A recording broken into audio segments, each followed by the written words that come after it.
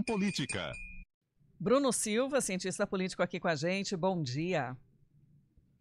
Olá, muito bom dia, Sandra, Felipe Pereira e, claro, todos os nossos queridos ouvintes. Muito bom dia, Bruno Silva. Bruno, a corrida eleitoral continua, né, cada vez mais acirrada, mas a gente chegou a comentar esses dias a respeito de algumas dúvidas dos eleitores de comparecer ou não à votação, de, na dúvida, votar branco ou nulo, tentando aí fazer seu papel, a presença, mas essa computação aí não vale muito não, né? É legal a gente tirar a dúvida das pessoas, porque infelizmente, Sandra, sempre surgem muitas notícias mentirosas, né, falácias, né, nesse período eleitoral. E eu gosto sempre de relembrar as pessoas o seguinte: quando a gente olha, por exemplo, a campanha para prefeito, né, a gente precisa sempre observar os votos válidos, né? Mesma coisa na de vereador, mas a de vereador tem uma pequena diferença.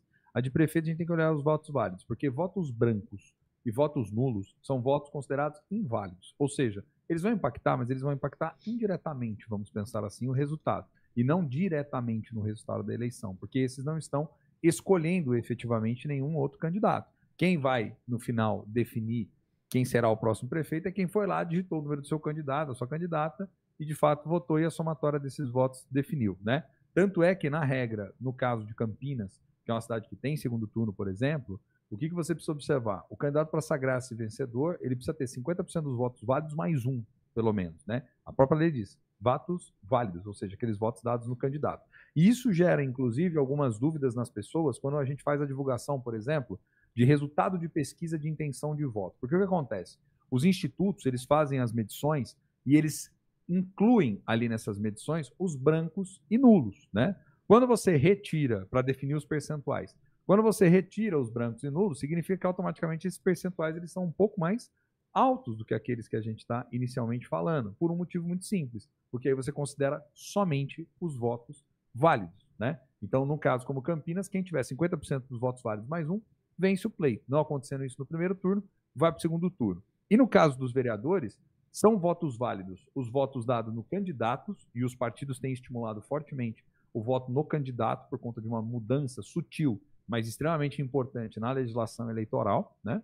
Mas o voto também em legenda, que é aquele voto no partido, ele também conta como voto válido, né? Agora, digitar um número de um candidato que não existe, ou chegar lá na urna, apertar branco e confirma, são votos inválidos que serão descartados. Há muita confusão na cabeça das pessoas sobre votos brancos, votos nulos como um todo, porque até 1998 eles entravam no cômputo no que diz respeito ao cálculo do quociente eleitoral. De 98 para cá, eles foram retirados desse cômputo, né? Então, por isso que as pessoas ficaram, muitas delas, com essa ideia, então influencia, não influencia, vai aumentar, privilegia quem está ganhando e tudo mais, mas essas mudanças que sistematicamente tem na legislação que a gente tem que observar. E esse ano, pode perceber, os partidos não têm estimulado o voto em legenda, salvo aqueles que são essencialmente ideológicos, alguns pequenos partidos mais à esquerda, que votam em bloco. Por quê? Porque a legislação diz que o candidato individualmente ele tem que ter pelo menos 10% do valor do quociente eleitoral para ser eleito. Então, vamos dar um exemplo. Se o quociente for 1.000, significa que o indivíduo sujeito, para estar habilitado, caso o partido venha ganhar mais cadeiras e ele possa sentar nessa cadeira, ele tem que ter no mínimo 10%. Nesse exemplo que eu estou dando, seriam no mínimo 100 votos. Se ele tiver menos do que isso, ele não está habilitado, a vaga passa para outro partido. Então, são detalhes importantes que definem, no limite, como os partidos vão fazer na construção das campanhas eleitorais, viu, Sandra e Felipe? E temos dúvidas aqui também que a gente recebe de ouvinte, Felipe Pereira. Pois é, o nosso ouvinte Marcial mandou mais cedo aqui uma pergunta falando sobre uma fala que é feita na campanha, na propaganda eleitoral do candidato à reeleição Dário Saad, do Republicanos, falando que existe um decreto da Prefeitura de Campinas que autoriza todos os candidatos à Prefeitura a gravar ou captar imagens em espaços públicos. Tanto que foi por esse motivo, né, que o PT entrou com uma ação por abuso de abuso de poder, né, em alguma forma, contra a candidatura de Dário Saad. E aí nós fomos pesquisar a respeito, hein, Bruno? A informação que nós temos é que não se trata de decreto, mas sim de portarias, né? São portarias municipais, vamos dizer assim, que regulamentam o uso justamente de imagens de alguns espaços públicos para fins de campanha. De maneira bem simples, né? Primeiro deixar um abraço aí para o Marcial pela participação, que está sempre ligadinho com a gente no Café com Política, né? Primeiro, o que você tem? A Justiça Eleitoral ela faz a determinação daquilo que é possível, do que pode ser feito na campanha e daquilo que não pode ser feito na campanha. Né? Vou dar um exemplo. Né? Não pode, por exemplo, você ter um outdoor lá com a imagem do candidato pedindo voto. Isso é proibido. Né? A Justiça proíbe.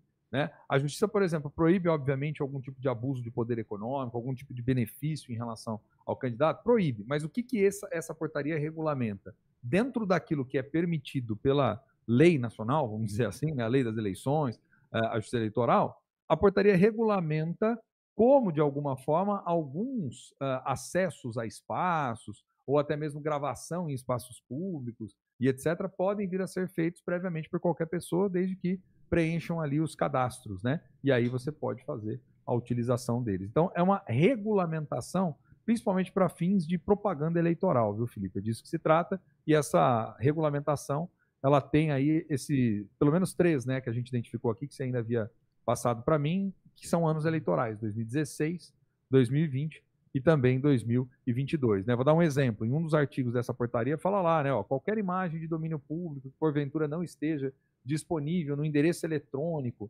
indicado nessa portaria pode ser obtida por candidatos, partidos, coligações no prazo de 48 horas, né, mediante requerimento escrito e endereçado à Secretaria Municipal de Comunicação. Então, sei lá, eu quero uma imagem num lugar que não tem necessariamente num banco público, quero ir lá fazer. Pode, mas você tem que assinar a portaria, a Secretaria faz a análise e aí permite a autorização. Né? Então, é uma regulamentação local. O que não pode, que a gente tem que observar, né? E aqui eu não vou fazer análise jurídica da portaria. O que não pode? O que não pode é você ferir a legislação superior, né? E aí a decisão, né, final disso ainda de recursos, né, como tem acontecido, não tem um prazo certo, né, Bruno? Só Deus sabe, né? Aí, meus amigos, o juiz, né, no caso. É só torcida, né? Bom, quer dizer, é um problema já anunciado. Eu cheguei a falar, inclusive, nesse espaço. O ouvinte mais atento sabe. Eu acho muito curto os prazos para que a Justiça Eleitoral dê os pareceres diante de uma campanha, como é o caso da Municipal, que movimenta praticamente 500 mil de candidaturas no Brasil, né? Então você imagina, as convenções terminarem em agosto, aí obviamente começam campanhas, começam os questionamentos, começam as ações que vão sendo ajuizadas, etc. Aí a Justiça tem um prazo curtíssimo. Gente, corre risco de, infelizmente, passarem as eleições, né, concorrerem numa condição subjúdice ou alguma coisa assim, e lá na frente vir um despacho, né? Não raras vezes isso acontece nas eleições no Brasil. A gente deseja, obviamente, que a justiça seja muito mais célere, né, muito mais rápida nos seus despachos, mas, por vezes, isso se prolonga porque não há um prazo definido. Né? Acompanhamos. Bruno, obrigada pela participação e até amanhã. Eu que agradeço, viu? Um abraço, Sandra, um abraço também, querido Felipe Pereira, todos os nossos ouvintes. Mais tarde volto no Estúdio CBN com o Marco Guarizo também. Um abração. Isso, verdade, temos debate hoje com os candidatos à Prefeitura de Sumaré. 10h52.